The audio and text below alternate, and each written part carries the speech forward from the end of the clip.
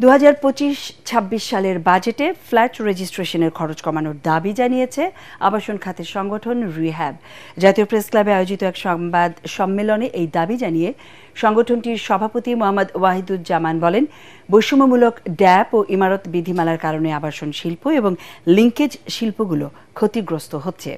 যেখানে আগে 10তলা ভবন নির্মাণ করা যেত, এখন তা হচ্ছে 4 তলায়।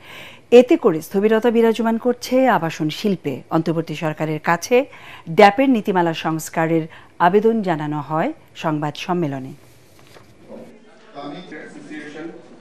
বৈষম্যমূলক ড্যাপ এবং ইমারত বিধিমালার ফাঁড় সংক্রান্ত সমস্যা এবং সরকারি বেসরকারি অবকাঠামোগত প্রকল্পের গতি কমে যাওয়াতে আবাসন শিল্প ও সংশ্লিষ্ট লিঙ্কেজ ইন্ডাস্ট্রিতে মারাত্মক স্থবিরতা বিরাজ করছে। অনেকগুলো লিঙ্কেজ শিল্প প্রতিষ্ঠান তাদের পণ্যের উৎপাদন কমিয়ে দিয়েছেন।